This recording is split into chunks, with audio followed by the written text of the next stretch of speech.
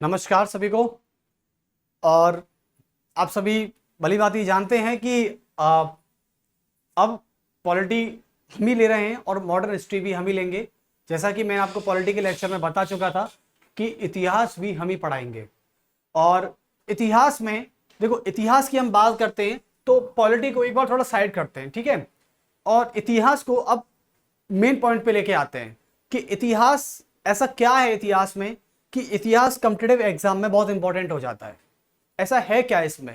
देखो, इतिहास में सबसे पहला एक आपके माइंड में जो थीम आती है वो डेट्स की आती है कि सर डेट को कैसे याद करें, ईयर को कैसे याद करें, किसके बीच में वॉर होता है ये कैसे याद करें, कहां हुआ ये भी कैसे याद करें, क्योंकि कई सारे वॉर हैं यहाँ पर। क्योंकि हिस्ट्री का मतलब क्या होता है, यानी एंशियंट से लेके ये आपके समय से पहले जो भी कुछ हुआ है या कल के दिन जो भी कुछ हुआ है वह हिस्ट्री में आ जाता है।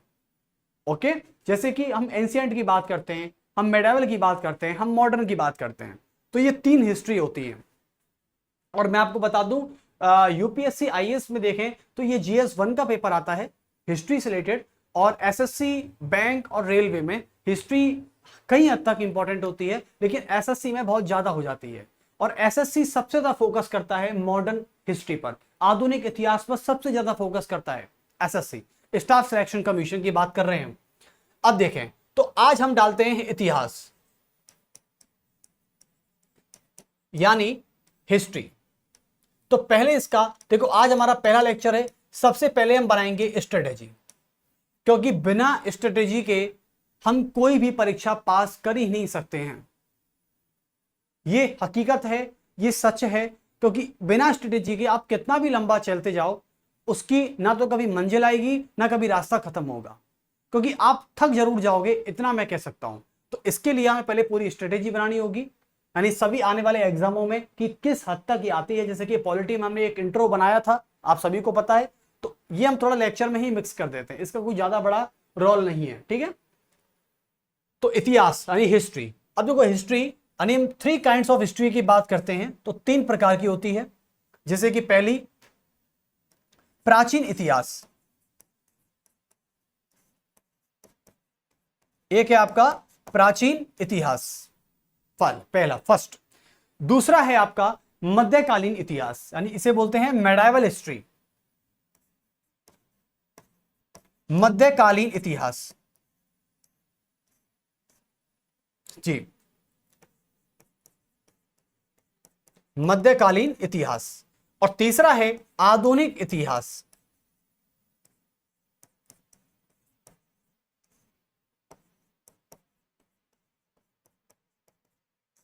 आधुनिक इतिहास, प्राचीन, मध्यकालीन, आधुनिक।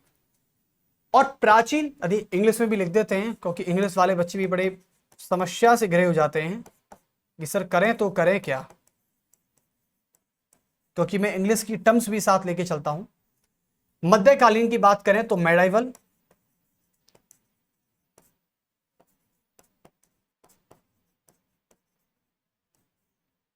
और आधुनिक की बात करें तो मॉडर्न।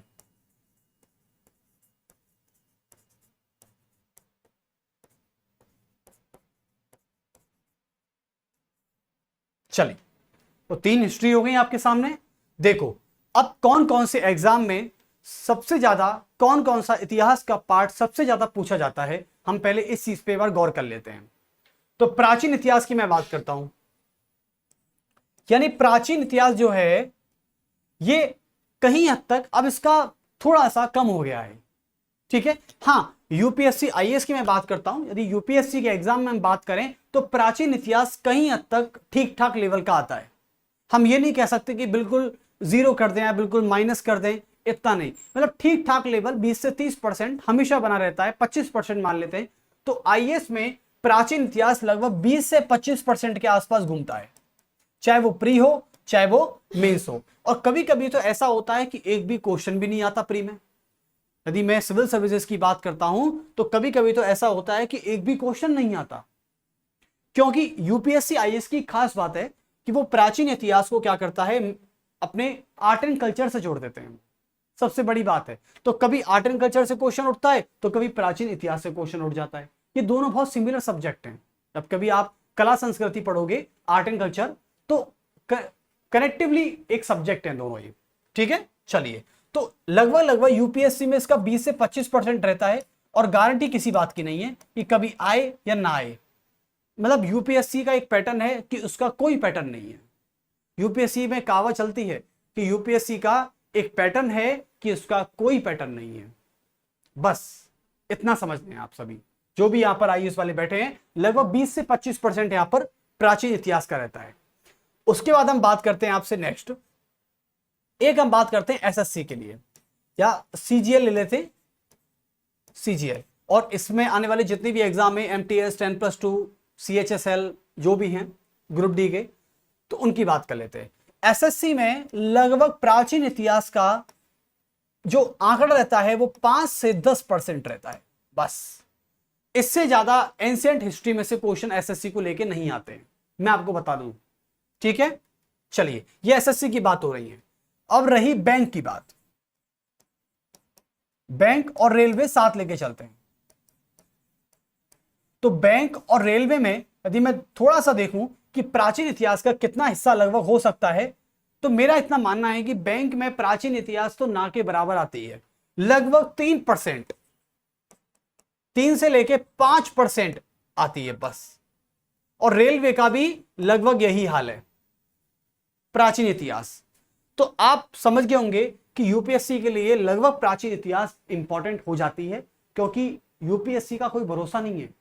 यूपीएससी को कब ऐसे दौरे पड़ जाएं कि वो कब क्या दे दे, ये हमको भी नहीं पता, ये शायद उनको बनाने वाले को भी नहीं पता होगा। और एसएससी की बात करें तो 5 से 10% आती है। उसके बाद बात करते हैं मध्यकालीन की। देखो, मध्यकालीन इतिहास का एक फंडा काम करता है। इसमें सबसे ज्यादा हम बात करते हैं राजाओं की, यानी काल, दुर्ग, युद्ध, इनकी बात होती है। युद्धों की बात होगी, दुर्गों की बात होगी और काल की बात होगी कि कौन सा राजा कब से कब तक रहा। तो यह बात होती है मध्यकालीन में। और प्राचीन इतिहास का एक अलग ही पैटर्न काम करता है। तो मध्यकालीन इतिहास में यह काल है, दुर्ग है और युद्ध है, ये काम करते हैं। मध्यकालीन इतिहास की मैं बात करता हूं तो लगभग यूपीएससी की हम बात करें, यानी आईएएस में बात करें, तो इसमें लगभग लगभग फंडा होता है ये मध्यकालीन इतिहास का। इसी भी लगभग 20 से 25% ही कह सकते हो आप। बस आया तो आया, नहीं आया तो नहीं आया, ऐसा करिए। 20-25 मत, 10 से 20% करिए इसको आप, तो लगभग ना के बराबर क्वेश्चन आते हैं यहां से। मतलब एवरेज बता रहे हैं। अब ऐसा नहीं हो कि किसी ईयर में ज्यादा आ जाए, ये भी हो सकता है, लेकिन एवरेज के तौर पे देखें तो 10 से 20% आंकड़ा बस इसका रहता है। अब यही बात करते हैं एसएससी के लिए, एसएससी सीजीएल के लिए। एसएससी सीजीएल में लगभग लगभग मध्यकालीन इतिहास का मैं आपको बता दूं, इसका थोड़ा ज्यादा वेटेज होता है एसएससी में। तो इसका वेटेज लगभग होता है, आप मान सकते हैं 30%, मतलब इससे बढ़ गया एसएससी में। मेडिवल हिस्ट्री का एसएससी में वेटेज थोड़ा बढ़ जाता है और यूपीएससी में घट जाता है। अब बात करते हैं बैंक और रेलवे की। बैंक और रेलवे में तो ये भर के आता है भाई साहब। बैंक में तो मैं ना के बराबर कह सकता हूं, लेकिन रेलवे में लगभग इसका आंकड़ा 35% तक पहुंच जाता है, 35%। Okay, next. अब आते हैं आधुनिक इतिहास की तरफ। आधुनिक इतिहास की मैं बात करता हूं तो आधुनिक इतिहास, इसको मैं रेड करूंगा। क्यों? क्योंकि ये बहुत ही इंपॉर्टेंट है। आधुनिक इतिहास जो है ये हिस्ट्री का एक वो पार्ट है जो सबसे ज्यादा एग्जाम में पूछा जाता है। इसमें वेटेज लगभग से लगभग सब एग्जामों में बराबर रहता है, किसी भी एग्जाम में कोई भी वेटेज कम नहीं हो सकता। इसलिए आज हम आधुनिक इतिहास ही लेकर चलेंगे और इतिहास की थर्ड ब्रांच मॉडर्न हिस्ट्री को आज से हम स्टार्ट करने वाले हैं। डेली लेक्चर्स होंगे, आप सभी तैयार रहें, तत्पर रहें तत्काल रूप से। बढ़िया। चलिए, तो आधुनिक इतिहास की बात करते हैं। पहले हम बात करें यूपीएससी आईएएस में। यूपीएससी आईएएस की हम बात करते हैं तो मॉडर्न हिस्ट्री का लगभग से लगभग वेटेज 70 से 90%, मतलब 80 से 95% लगभग वेटेज रहता है, या 70 से 75 मान लीजिए, 70 से 75% वेटेज रहता है। आप देख लो 10 से 20, 20 से 25, लेकिन 70 से 75% वेटेज, चाहे मैं प्री की बात करूं और चाहे मैं मेंस की बात करता हूं, या प्री है या हमारे पास मान लो मेंस है। और मेंस में आता है GS1, GS फर्स्ट, ओके, और प्री में तो सब्जेक्ट है ही है। अब आते हैं नेक्स्ट, आधुनिक इतिहास की हम बात करें तो SSC की बात करते हैं, SSC CGL, ये हम बात करते हैं। CGL में भी लगभग से लगभग मैं आपको बता दूं 70 से 75 या 75% आप कह सकते हैं फिक्स डेटा है बिल्कुल, कि मॉडर्न हिस्ट्री का क्वेश्चन तो आएगा ही आएगा। 75% वेटेज होता है पूरी हिस्ट्री में से मॉडर्न हिस्ट्री का, SSC CGL के लिए। और बैंक रेलवे भी इसके पीछे लगातार पड़ी रहती हैं, पीछा नहीं छोड़ती इसका, कहती हैं कि हम आपका पीछा नहीं छोड़ेंगे चाहे एग्जाम कोई भी हो।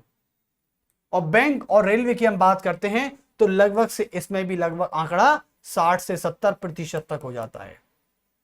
आप देख रहे हो ना कि मॉडर्न हिस्ट्री सभी एग्जामों में 70 क्रॉस कर रही है या 70 के बराबर आ रही है। ये क्या है, ये मैं ये समझाने की कोशिश कर रहा हूं कि यहां पर आपको वेटेज बताया जा रहा है कि तीनों ब्रांचेस, हिस्ट्री की तीनों ब्रांचेस का जो डेटा है वो कैसे कैसे यहां पर आ रहा है। चलिए, तो आज हम स्टार्ट करने वाले हैं मॉडर्न हिस्ट्री। सभी डाल लीजिए, इतिहास की तीसरी ब्रांच है आधुनिक इतिहास, और आज वो स्टार्ट करेंगे। चलिए, तो स्टार्ट करते हैं अपना लेक्चर।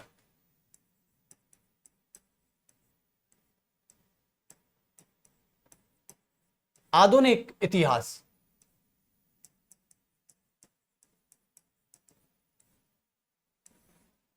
देखिए, आधुनिक इतिहास अपने आप में एक वो आधुनिक समय होता है। अब आधुनिक समय कैसे है इसकी हम चर्चा आज ही करने वाले हैं आपसे। देखिए, आधुनिक इतिहास, ये इतिहास हमसे क्या कह रहा है, पहले हम ये देख लेते हैं एक बार। देखो, इतिहास एक वो घटना, एक वो समय है जो हमें ये बता रहा है कि आप जब नहीं थे, या आपने वो चीज जब महसूस तो कर सकते हो, लेकिन आपने जब वो आंखों देखी। देखो, इतिहास का मतलब होता है कि जैसे आपका बीता हुआ दिन, आपका बीता हुआ कल, आपका बीता हुआ समय, ये इतिहास है जो बीत चुका है, अब कभी नहीं होगा। लेकिन हमारे बड़े बूढ़े ये कह गए हैं कि इतिहास एक बार समय जरूर दोहराता है। ये क्या चीज है कि एक बार समय आएगा, वो इतिहास दोबारा दोहराएगा। ये क्या है, तो इतिहास की भी अपनी एक खास बात यह है कि वो दोबारा लौट कर जरूर आता है।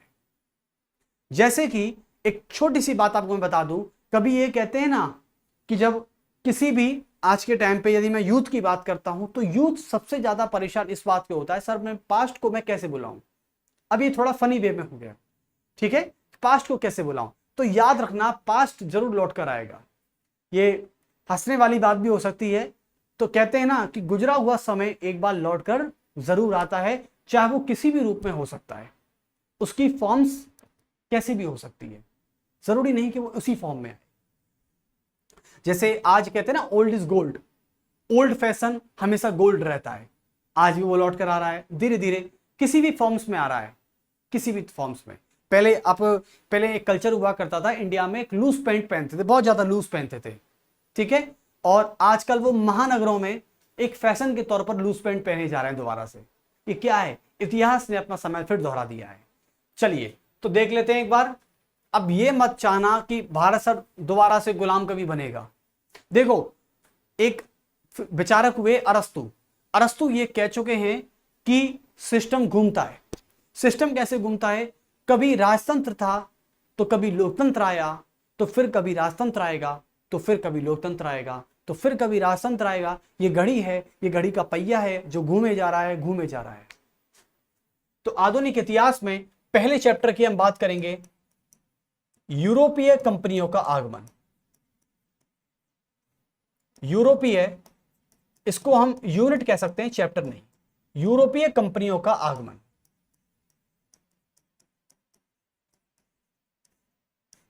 यानी यूरोपीय कंपनीज जो हैं, अब कौन कौन सी हैं? आपने यूरोप का नक्शा देखा है?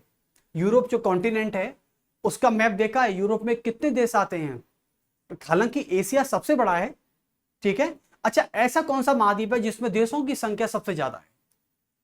इसका भी आंसर कमेंट में कीजिएगा, क्योंकि यूरोप आ गया इसलिए मैंने पूछ लिया। यूरोपीय कंपनियों का आगमन, आज हम इसी पर चर्चा करने वाले हैं आप सभी से। देखिए, अच्छा पहले हम आगमन तो छोड़ो, पहले हम यूरोपीय कंपनियों की बात कर लेते हैं। देखो, एक समय था जब भारत सोने की चिड़िया हुआ करता था। भारत व्यापार तो करता था, ऐसी बात नहीं है भारत कोई व्यापार नहीं करता था, भारत से व्यापार बहुत होता था। और सबसे ज्यादा भारत से व्यापार बंगाल से होता था। कहां से? बंगाल से। क्योंकि बंगाल के कारण ही भारत को सोने की चिड़िया कहते थे। और ये मैं आपको पढ़ाऊंगा नवाबों के समय, अभी नहीं, तब पढ़ाऊंगा। अभी आप इतना जान लीजिए। देखो, भारत बिल्कुल अलग था। भारत यहां पर था अपना, भारत बिल्कुल अलग था। इस पर किसी भी तरीके का कोई भी यूरोपीय कंपनी यहां पर प्रवेश नहीं थी। और उस समय यह मेडावल की तरफ था भारत, यानी यहां पर राजा शासन कर रहे थे। और अंग्रेजों के आने के बाद तक भी भारत ने भारत की रियासतों पर राजाओं ने खूब शासन किया। ऐसी बात नहीं है। आपको भी पता है कि 1707 में जब औरंगजेब की मृत्यु हुई थी, उस समय भी अंग्रेज भारत की सरजमीन पर राज कर रहे थे, मौजूद थे यहां। लेकिन 1707 तक इतना अंग्रेजों का प्रभाव भारत पर नहीं था, क्योंकि औरंगजेब जिंदा था ना। औरंगजेब जो था ना, वो एक्चुअली में एक कट्टर मुस्लिम राजा था, मैं मानता हूं इस बात को। लेकिन वो अंग्रेजों की सारी कामयाबी, सारे प्लान्स, जितने भी प्लान्स थे उनके, सबको फेल कर दिया करता था। बिल्कुल, क्योंकि औरंगजेब से टक्कर लेना अंग्रेजों की बस की बात नहीं थी। इसलिए अब भारत पर तो राज चल रहा था, भारत पर राजा काम कर रहे थे, ये बेचारे यूरोप में बैठे थे। उस समय क्या था कि भारत से और भारत के इधर की तरफ, यानी दक्षिण पूर्व की तरफ देखें, दक्षिणी पूर्वी एशिया, भाई एक तो है एशिया, एक तो एशिया, और एशिया के साउथ में क्या आता है? भारत। भाई यहां पर तो है, दक्षिण एशिया का सबसे बड़ा देश है भारत, जिसे इंडियन सब कॉन्टिनेंट कहते हैं।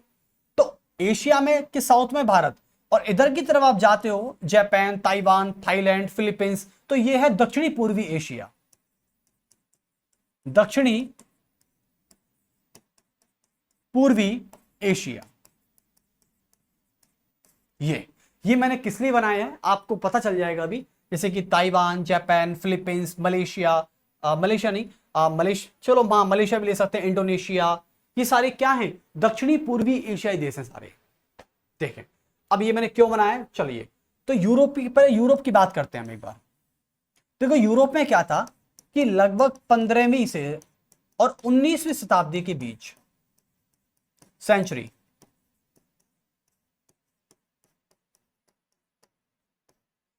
15वीं से लेके और 19वीं शताब्दी के बीच में क्या होता है कि यूरोप में कई सारे चेंजेस होते हैं। जैसे कैसे? आर्थिक परिवर्तन, यानी इकोनॉमिकली चेंजेस होते हैं। और इकोनॉमिकली चेंजेस क्यों होते हैं? क्योंकि यूरोप में उस समय तकनीक का विकास होने लगा था, यानी डेवलपमेंट ऑफ द टेक्नोलॉजीज, यानी टेक्नोलॉजी धीरे धीरे डेवलप होने लग गई थी। और जब टेक्नोलॉजी डेवलप होती है तो वो कई कई तरीके से प्रोडक्ट को प्रोड्यूस करती है। क्या करती है? जो प्रोडक्ट होते हैं, कच्चा माल होता है, उसको बनाने का तरीका खोज लेती है। आज आपके सामने कितने सारे प्रोडक्ट हैं, ये कहां से बन रहे हैं? ये सारी फैक्ट्रियों से बन रहे हैं, सारी फैक्ट्रियों से। तो इसका मतलब यही है कि आपको समझना होगा कि 15वीं शताब्दी से लेकर 19वीं शताब्दी के बीच यूरोप में कई सारे आर्थिक परिवर्तन होने लग गए, प्रौद्योगिकी का विकास होने लगा, के बीच कई आर्थिक परिवर्तन हुए, आर्थिक परिवर्तन हुए। जैसे प्रौद्योगिकी का विकास, जैसे प्रौद्योगिकी का विकास होने लग गया था।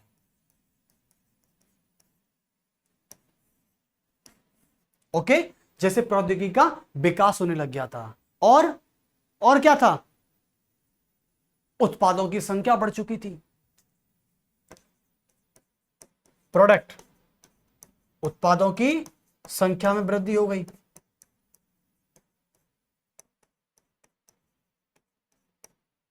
उत्पादों की संख्या में वृद्धि होने लगी। लेकिन मैं एक चीज जानता हूं, इसको हटाइए एक बार,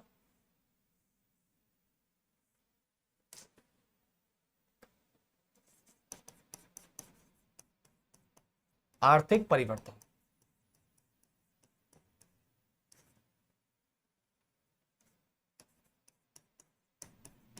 होने लगे। अब देखो यूरोप में 15 से लेके 19 सेंचुरी तक ये सब कुछ हो रहा था। भारत से कोई लेना देना नहीं है इनका। भारत पे अब मत जाइए, भारत को छोड़ दीजिए, भी अब यूरोप पर आइए। तो यूरोप में ये सब कुछ हो रहा था।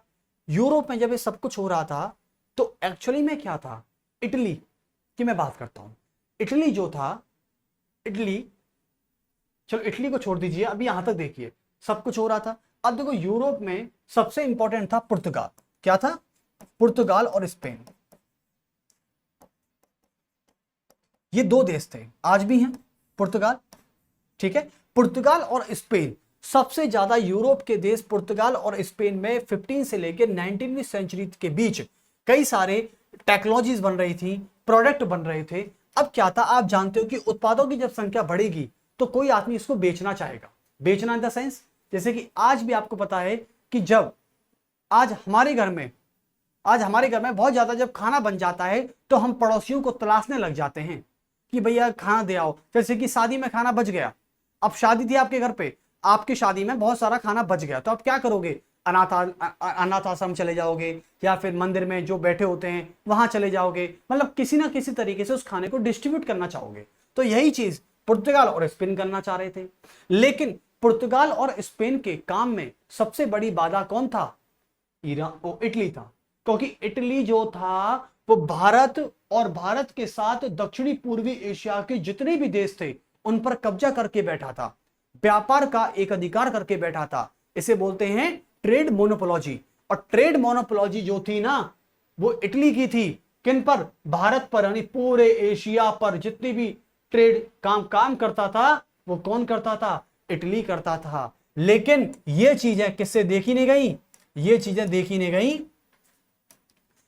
पुर्तगाल से। पुर्तगाल इसी चीज से जलता था कि भाई ये इटली क्या कर रहा है, इटली ने तो पूरे विश्व पर व्यापार का एक अधिकार कर रखा है, मोनोपोलॉजी कर रखी है, ये तो किसी को मौका देता ही नहीं है। अब इस चीज को लेके पुर्तगाल और स्पेन में गुस्सा भर उठा। तो क्या हुआ कि यूरोप से एक व्यक्ति गया, मार्को पोलो। क्या गया? Marco Polo. भाई पुर्तगाल और स्पेन तो इटली से चिढ़ते थे क्योंकि इटली तो मोनोपोलॉजी करके बैठा था पूरे एशिया पर व्यापार को, और ना, और एक्चुअली में जब आप मैप पर जाते हो तो मैप जो देखते हो ना, मैप क्या कहता है? मैप पुर्तगाल बिल्कुल यूरोप के टॉप पर है, मतलब बिल्कुल टॉप पर नहीं है, थोड़ा सा लेफ्ट की तरफ है। तो पुर्तगाल, अब पुर्तगाल जब अपना व्यापार बेचेगा तो वो इटली के रास्ते होकर बेचेगा, और इटली पहले से व्यापार पर एक अधिकार करके बैठा है, तो वो इटली के सारे माल को डिस्ट्रॉय कर दिया करता था। अब जब सारे माल को डिस्ट्रॉय कर देगा तो आप सोचो ना पुर्तगाल कैसे व्यापार करेगा। लेकिन फिर भी पुर्तगाल और स्पेन ने एक चाल चली, और क्या हुआ कि 1254 से लेकर और 1324 के बीच में एक व्यक्ति को भेजा जिसका नाम था मार्को पोलो। मार्को पोलो नाम का व्यक्ति था, और ये यूरोपीय यात्री था जो यहां से चला था इन दोनों से, और ये जाता है एशिया की यात्रा करने। ये कहता है कि छोड़ो व्यापार, पहले एशिया की तरफ चलते हैं, यहां आप देखते हैं आखिर इटली इतना पागल क्यों है एशिया में व्यापार करने के लिए। तो मार्को पोलो ने 1254 से लेकर 1324 के बीच इसने यूरोप, एशिया के चीन की यात्रा की।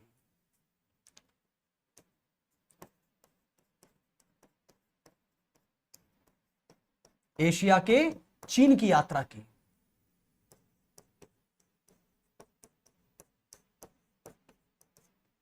एशिया के चीन की यात्रा कर ली इसने। और एक्चुअली में जब ये चीन की यात्रा करके आया था ना, तो चीन की यात्रा करके जब 1324 में लौटा तो ये बावला हो गया, ये पागल हो गया था एकदम, ये सदमे में पहुंच गया, ये शॉक हो गया। इसको ये खबर नहीं थी, ये बोल भी पाएगा नहीं। अब बोलेंगे सर ऐसा क्या, इस पे हमला हुआ? इस पे कोई हमला नहीं हुआ। मार्को पोलो जब सीधे पुर्तगाल की राजधानी लिस्बन में लौटा तो इसने भैया पूरे यूरोप में हाहाकार मचा दिया। बोला पागलों की तरह कि भैया एशिया में तो बहुत सारा पैसा है। जब इसने एशिया की इतनी अमीरी और रईसी को देखा तो ये पागल सा हो गया था, और पूरे यूरोप में खबर फैलती चली गई कि मार्को पोलो ने वो देखा है, मार्को पोलो ने इतना पैसा देखा है एशिया में। तभी पुर्तगाल वाले समझ गए कि इटली जो है ना, ये इसलिए एशिया में लगा पड़ा है, इसलिए एशिया में अपना व्यापार करता है क्योंकि वहां पर बहुत ज्यादा पैसा है। अब क्या था, तो पुर्तगाल ने सोचा कि यार हम डेवलपमेंट तो कर रहे हैं, हम प्रोडक्टों की नंबर्स ऑफ प्रोडक्ट तो बढ़ा रहे हैं, लेकिन हमारा फायदा क्या है? सारा फायदा तो इटली ले रहा है, और इटली हमको व्यापार करने देगा नहीं, क्योंकि हम जाएंगे इटली के रास्ते, इटली हमको रोक लेगा। और अरबों का भी था थोड़ा सा, इटली और अरबों का व्यापार भी था उस पर, मतलब अरबी जो देश हैं जैसे कि सऊदी अरब है, ये सारे हैं, रियाद है। अब पुर्तगाल ने क्या था, मार्को पोलो लौटकर आ गया। अब पुर्तगाल के मन में खलबली मच गई। पुर्तगाल ने सोचा कि कुछ ना कुछ तो करना पड़ेगा। पुर्तगाल ने रास्ते निकालने प्रारंभ कर दिए। कहां तक? ये सोचा कि इटली के रास्ते जाऊंगा तो दिक्कत होगी। अब आपको थोड़ा सा मैप समझाता हूं। देखो जैसे कि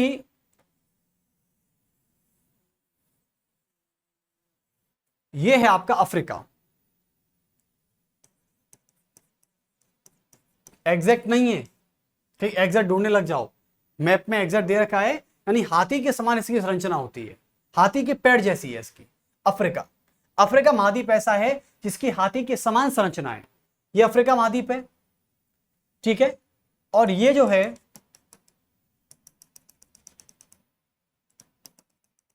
नहीं ऐसे नहीं करते इसको, थोड़ा डिफरेंट हो जाएगा। इसको बनाते हैं पानी के रूप में।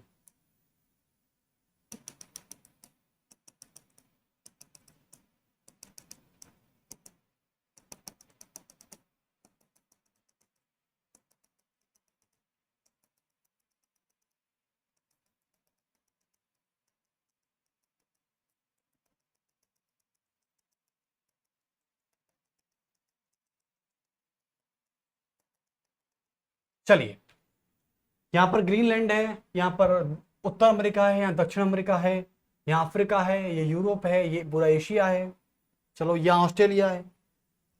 अब अफ्रीका, अब यहां पर है अटलांटिक महासागर, उत्तरी अटलांटिक, अटलांटिक ओशियन, ये अट बैठा अटलांटिक महासागर। और अफ्रीका ये है तो यूरोप ये है।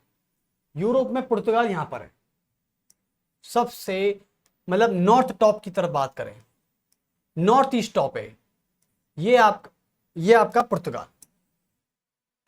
सारा मैप नहीं बना सकते ना, इसलिए ये बैठा है पुर्तगाल।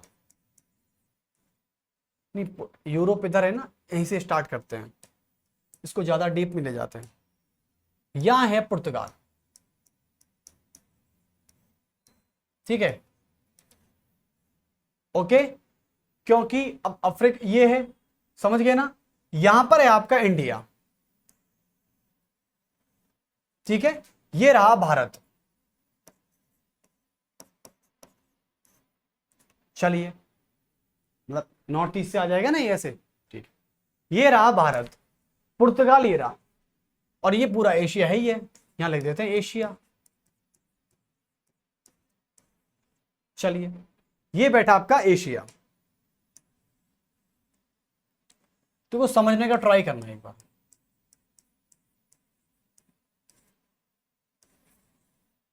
ये बैठा है एशिया, पुर्तगाल अटलांटिक महासागर, और ये एशिया, ये भारत है, ठीक है। पुर्तगाल आपको पता है, इटली बैठा यहां पर, ये सा भारत, और भारत के साथ आगे, भारत और भारत के साथ आगे दक्षिणी पूर्वी एशिया पर पूरा अधिकार करके बैठा है।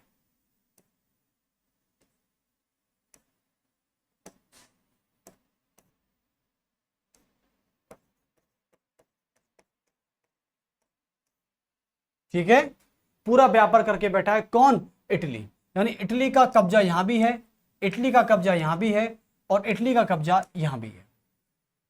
इसे कहते हैं व्यापारिक एकाधिकार। व्यापारिक एकाधिकार।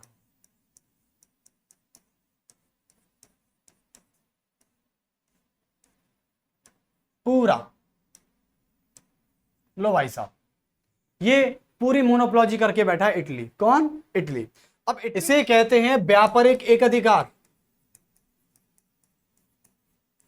और जिस प्रकार से पूरा इटली ये भारत और दक्षिणी पूर्वी एशिया पे जो अधिकार करके बैठा है ना, इसको क्या कहते हैं? मोनोपोलॉजी। आपने मोनोपोलॉजी भली भांति जानते होंगे आप। कैसे? कि भाई एक आदमी ही सर्वे सर्वा है, वो किसी के ना सुनता है ना किसी की मानता है, और जो भी उसके काम में टांग अड़ाएगा वो मारा जाएगा। भाई यही तो है। अब पुर्तगाल के साथ बेचारे यही हो रहा था। बेचारा करे तो क्या करे। तो एक्चुअली में पुर्तगाल ने भी बुद्धि लगाई। यूरोप वाले कम थोड़ी ना है किसी से। यूरोप में एक से एक बुद्धि बैठी है। भाई किसी भी देश को गुलाम बनाना शायद मैं मानता हूं एक चतु बुद्धि और कुटी बुद्धि का ही उदाहरण हो सकता है। तो यही चीज मैं कहना चाहता हूं कि पुर्तगाल जो था ना वो कम नहीं था। पुर्तगाल ने भी क्या किया? एक बुद्धि लगाई। पुर्तगाल ने सोचा कि इटली के रास्ते जाऊंगा तो यहां दिक्कत आएगी। इटली के रास्ते यदि मैं जाता हूं तो भैया यहां तो दिक्कत आएगी, क्योंकि भारत तो पहुंचना है मुझे। भारत तो पहुंच जाऊंगा, चलो यहां पर महाराष्ट्र है, यहां गोवा है, यहां केरल है, तमिलनाडु, कहीं से भी कर जाऊंगा। लेकिन इटली तो काम में टांग अड़ाएगा मेरे। अब कैसे जाया जाए यहां से? लेकिन यही चीज कहते हैं ना कि यूरोप में बुद्धि नहीं तो कहां दुनिया में बुद्धि। यदि मैं आज पूरे विश्व का मैप देखता हूं और किसी भी मैप में देखूं तो चतुर बुद्धि मुझे यूरोप में मिलती है। क्योंकि पूरे यूरोप के अधिकतर देशों ने, अधिकतर कंपनियों ने पूरे संसार को गुलाम बनाया, पूरे संसार को उपनिवेश बनाया। कोई छोटी बात नहीं होती। आप सोच रहे हो हम जब एक घर पर कब्जा करते हैं, उस घर पर उपनिवेश कर लेते हैं, बहुत बड़ी उपलब्धि मान लेते हैं अपने आप को। यूरोप वालों ने पूरे एक देश पर कब्जा कर रखा है। एक देश पर नहीं, इन्होंने फ्रांस नहीं छोड़ा, इन्होंने जर्मनी नहीं छोड़ा, और फ्रांस जर्मनी जो थे इन्होंने चीन नहीं छोड़ा, इन्होंने Thailand, Malaysia, Singapore, Indonesia, Bharat और ये तुम्हारा सुमात्रा, ये सारे अफ्रीका, पूरा अफ्रीका। आप देखें एक ऐसा महाद्वीप जिसमें सबसे ज्यादा देशों की संख्या है वो अफ्रीका है। इन्होंने अफ्रीका नहीं छोड़ा, इन्होंने लैटिन अमेरिका नहीं छोड़ा, इन्होंने खुद अमेरिका नहीं छोड़ा। तो ये पूरा था। तो ये बहुत बड़ी बात है। अब क्या था? पुर्तगाल ने सोचा कि ठीक है, पुर्तगाल में एक व्यक्ति हुआ हेनरी नाम का। तो हेनरी नाम का जो व्यक्ति है ना, ये क्या करता है? ये नाविक होता है। हेनरी नाम के नाविक व्यक्ति ने क्या किया? अपना पूरा जीवन समुद्री मार्ग की खोज करने में ही निकाल दिया। ये व्यक्ति मर गया, लेकिन समुद्री मार्ग की खोज नहीं कर पाया कि भारत तक पहुंचना कैसे है। लेकिन पुर्तगाल के राजा थे पेड्रो अल्वारेज। पुर्तगाल के राजा का नाम याद रखना।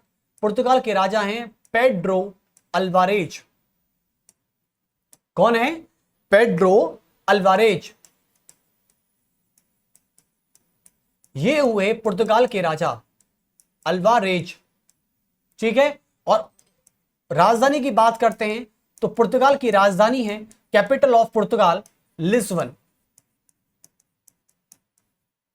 ये लिस्बन राजधानी है और पेड्रो अल्वारेज कौन है? राजा है। अब क्या होता है कि पुर्तगाल में जो राजा पेड्रो अल्वारेज होते हैं वो आदेश देते हैं बर्थो को, और बर्थोलोमेओ दियाज ये पूरा नाम है इनका। और ये कौन है? ये एक व्यापारी हैं, और व्यापारी होने के साथ ये नाविक हैं। नाविक मतलब जो पानी में नाव चलाए वो नाविक। ये नाविक हैं, ये नाव चलाते थे। अब नाव चलानी आती थी तो राजा ने सोचा कि यार ये काम कौन कर सकता है? ये काम तो पेड्रो बर्थो कर सकता है। तो बुलाओ, बर्थो को आदेश दिया जाए कि हमारे दरबार में पेश हो जाए। ये ऐसे करके बर्थो आता है दरबार में और बोलता है कि हाँ जी महाराज बताइए क्या काम है आपको। तो ये पेड्रो बोलते हैं कि जाओ भारत के समुद्री मार्ग का पता लगाओ, क्योंकि हमको भारत और दक्षिणी पूर्वी एशिया से इटली का एक अधिकार तोड़ना है। तो चलिए, बर्थोलोमेओ दियाज 1487 में अटलांटिक महासागर के किनारे किनारे होते हुए और सीधे अफ्रीका महाद्वीप के दक्षिणी सिरे तक पहुंच जाता है और रास्ता भूल जाता है, और रास्ता भूल जाता है और ये इंडियन ओशन की तरफ आगे नहीं बढ़ पाता, और इंडियन ओशन से उधर की तरफ भारत था। तो ऐसे करके ये रास्ता भटक गया। लेकिन बर्थोलोमेव दियाज जहां पर रास्ता भटका था उस नाम बिंदु का नाम है आज cape of good hope. Cape of good hope इसका नाम है, और ये आज अफ्रीका महाद्वीप जिसकी संरचना हाथी के पैर के समान है, आज उसका दक्षिणी सिरा आज केप ऑफ गुड होप के नाम से जाना जाता है। और इसकी खोज किसने की थी? बर्थोलोमेव दियाज ने की थी। ओके, तो आप सेटिस्फाइड हैं यहां तक? चलिए इसके बाद बात करते हैं जो व्यक्ति भारत के समुद्री मार्ग की खोज नहीं कर पाया वो कौन था? बर्थोलोमेव दियाज था। लेकिन पुर्तगाल को कहां चैन आना था? कहते ना चैन तो बिल्कुल नहीं था, बेचैनी बढ़ती जा रही थी पुर्तगाल की, क्योंकि वो इटली के मुनाफे को देख रहा था बार बार, और इटली के द्वारा कमाए गए मुनाफे से बहुत परेशान हो गया था। वो कहता इटली को तो मैं छोड़ूंगा नहीं, और इटली तो छोड़ो हम अरबों को भी नहीं छोड़ेंगे। अब क्या करते हैं, यहां से निकलता है वास्को डी गामा, और वास्को डी गामा सीधा लैंड करता है भारत की सरजमीन पर, और जिसका नाम है कालीकट केरल, कालीकट बंदरगाह। और ये आता है आपका केरल में, या कोचीन भी कह सकते हैं। कोचीन थोड़ा सा दूर था, लेकिन केरल कालीकट पहुंचता है, और वहां पर एक शासक होते हैं जमोरिन, और हिंदू शासक थे जमोरिन। सबसे बड़ी बात देखो, केरल की पॉपुलेशन पूरी मुस्लिम थी, लेकिन वहां पर पूरी मुस्लिम पॉपुलेशन के बीच में एक शासक हुआ करता था, हिंदू शासक, जिसका नाम था जमोरिन। और जमोरिन ने स्वागत किया वास्को डी गामा का। तो 17 मई 1498 को 17 मई 1498 को वास्को डी गामा ने भारत के समुद्री मार्ग की खोज की। वास्को डी गामा ने भारत के समुद्री मार्ग की खोज कर दी। समुद्री मार्ग की खोज की।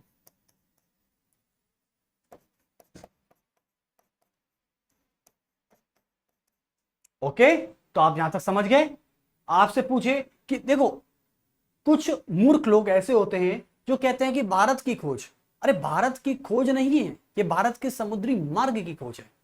भारत तो कितने शताब्दियों, कितने ईसा पूर्व से भारत है।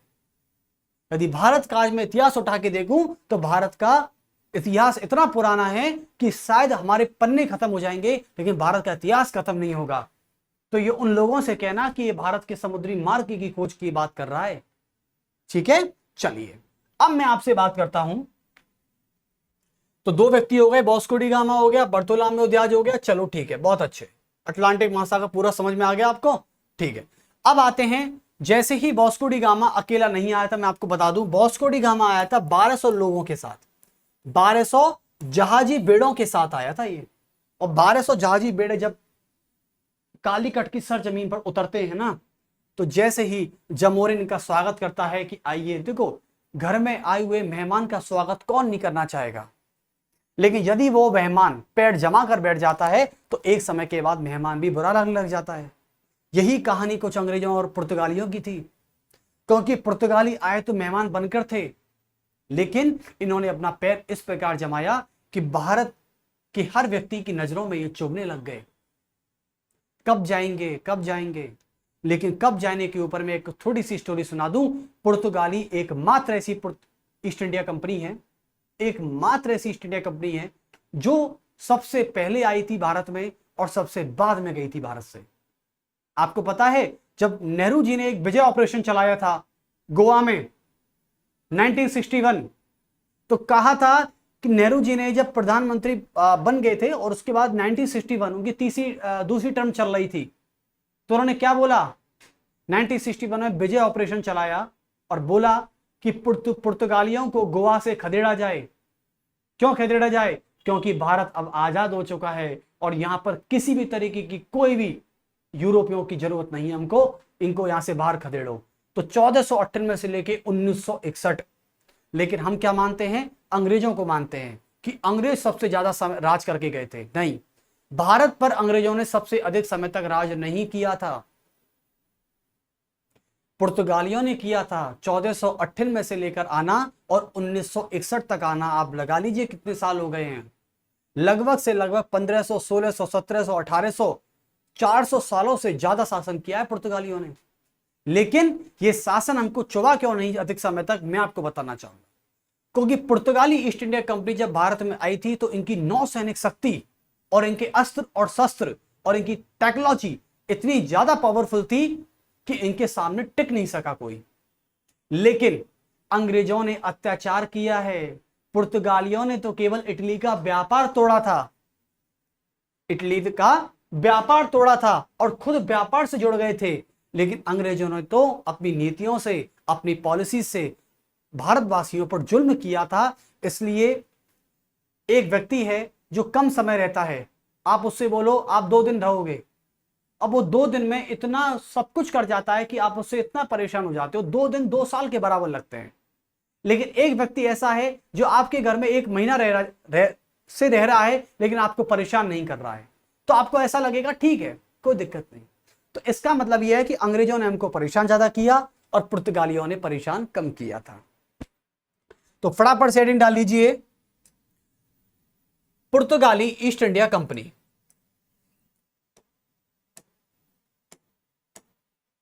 पुर्तगाली east India company.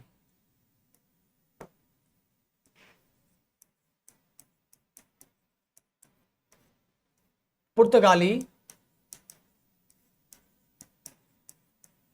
East India company, और यहां से नोट कर सकते हैं इसको ऐसे, पुर्तगीज, क्योंकि पुर्तगालियों में रहने वाले नागरिकों को पुर्तगीज कहते हैं बेटा, ठीक है। और इसको पुर्तगीज की लैंग्वेज में कहा जाता है एस्तादो द इंडिया कंपनी, एस्तादो द इंडिया कंपनी।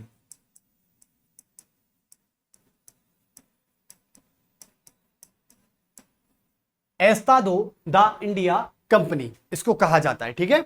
चलिए, एस्तादो द इंडिया कंपनी। अब आपको पता है ये कब आई थी भारत में, भारत में नहीं सॉरी, इनका वास्को डी गामा सबसे पहले आया था। मैं आपको बता दूं, पॉइंट लिखेंगे सभी। वास्को डी गामा कब आया था भारत में? मई 1498 में। और आया तो था, लेकिन वास्को डी गामा के साथ 1200 जहाजी बेड़े भी आए थे, 1200 जहाजी बेड़े भी आए थे, ठीक है। मई 1498 में आया था।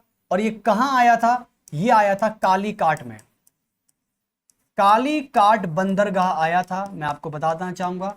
और ये पड़ता है केरल में, ठीक है। चलिए, उसके बाद हम बात करते हैं नेक्स्ट पॉइंट की। वास्को डी गामा जब आया, ठीक है, 1503 में, 1503 ईस्वी में, 1503 ईस्वी में पुर्तगाल के राजा ने, पुर्तगाल के राजा ने क्या किया कि यहां पर एक कंपनी का गवर्नर भेजा जिसका नाम था, आप लिख सकते हैं, पुर्तगाल में पुर्तगाली ईस्ट इंडिया कंपनी का पहला गवर्नर, पहला गवर्नर नियुक्त किया गया, पहला गवर्नर नियुक्त किया गया। और जिसका नाम क्या था, इसका नाम यहां पर लिख देना चाहेंगे हम, इसका नाम नोट कर लें सभी। देखें, इसका नाम था फ्रांसिस्को डी अल्मेडा।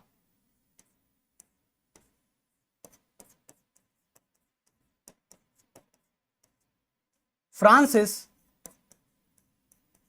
कोडी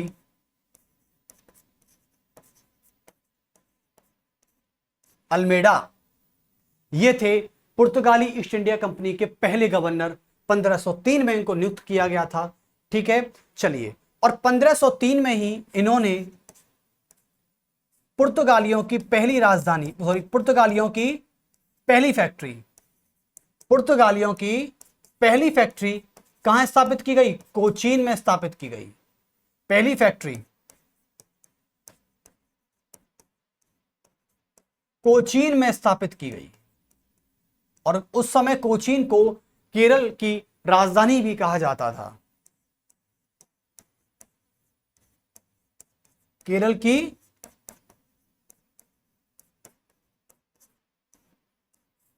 राजधानी भी कहा जाता था। ठीक है, चलिए, तो ये था 1503, मतलब 1503 में। उसके बाद आपको बता दूं, फ्रांसिस कोडी अल्मेडा जो है ना, इनको एक्चुअली में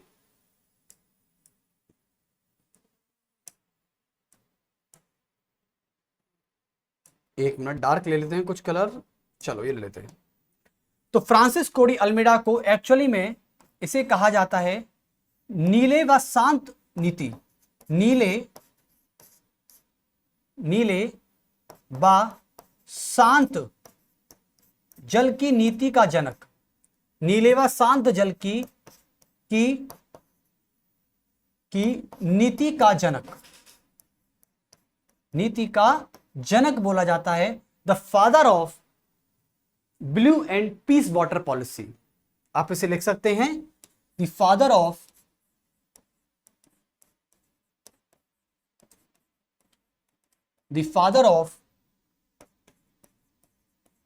पीस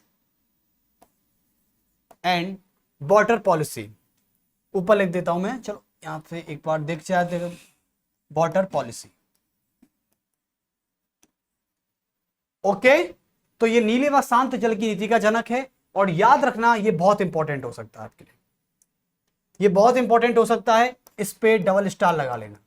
पेपर में पूछा जरूर जाएगा कि नीले व शांत जल की नीति का जनक कौन है, तो आपको आंसर क्या करना है, फ्रांसिस कोडी अल्मेडा, जो कौन थे, 1503 में पुर्तगाली ईस्ट इंडिया कंपनी के पहले गवर्नर थे। और ये पुर्तगालियों की पहली फैक्ट्री इन्होंने ही बसाई थी कोचीन में। और पुर्तगालियों की दूसरी फैक्ट्री की हम बात करते हैं, पुर्तगालियों की दूसरी फैक्ट्री जो थी 1505 ईस्वी में कहां बसाई गई थी, कन्नूर में। कहां पर, कन्नूर में बसाई गई थी। ये दूसरी फैक्ट्री थी पुर्तगालियों की, दो फैक्ट्री थी इनकी, कोचीन और कन्नूर में। हालांकि बहुत और भी थी, लेकिन इंपॉर्टेंट केवल यही है दो। ठीक है, चलिए।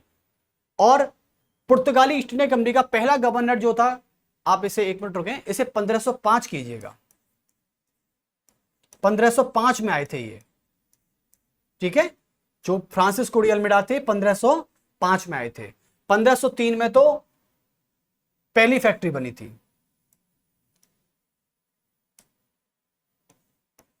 चलिए, बहुत अच्छे, 1505 में ये आए थे, 1503 में पहली फैक्ट्री बन गई थी। Okay, done. और ये बनी थी 1503 में। ओके, अब नेक्स्ट 1505 में ये दूसरी फैक्ट्री है, आप बोल सकते हो second factory, second factory of PEIC। Okay, चलिए, बहुत अच्छे। अब 1505 से लेके 1509 तक, 1505 से लेके 1509 तक की बात करते हैं। तो 1509 ईस्वी में, 1509 ईस्वी में फ्रांसिस कोडी अल्मेडा की जगह, 1509 ईस्वी में फ्रांसिस को डी अल्बुकुर्क, फ्रांसिस कोडी अल्बुकुर्क ने, फ्रांसिस कोडी अल्बुकुर्क ने अल्मेडा का स्थान ले लिया, पहले वाले का अल्मेडा का स्थान लिया, अल्मेडा का स्थान लिया, जो द्वितीय गवर्नर बना, जो द्वितीय गवर्नर बना,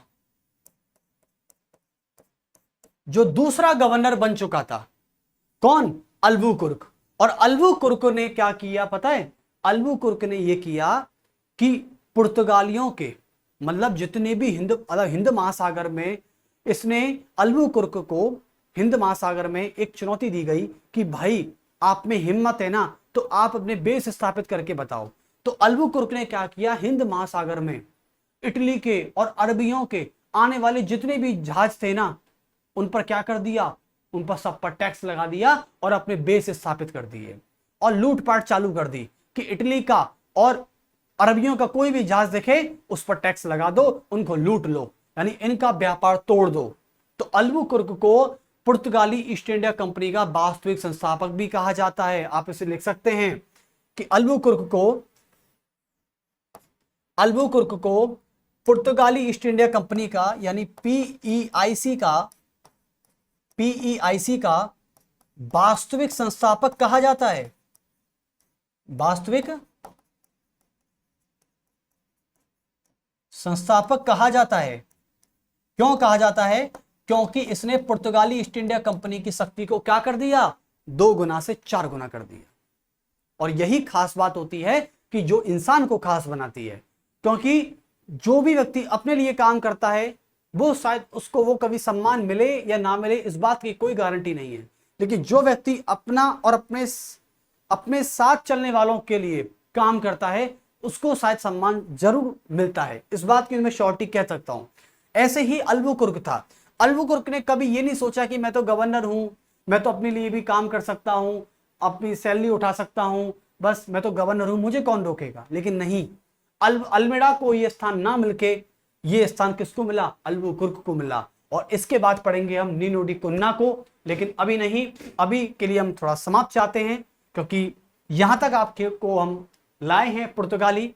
अब पुर्तगाली ईस्ट इंडिया कंपनी है, उसके बाद पढ़ेंगे हम ये पोलैंड ईस्ट इंडिया कंपनी, फिर पढ़ेंगे ब्रिटिश ईस्ट इंडिया कंपनी जो बहुत इंपॉर्टेंट है, ठीक है। और उसके बाद आएगा फ्रांस ईस्ट इंडिया कंपनी और French east India company Bharat में प्रवेश करने वाली सबसे अंतिम कंपनी थी जिसका प्रवेश हुआ था भारत में 1664 में।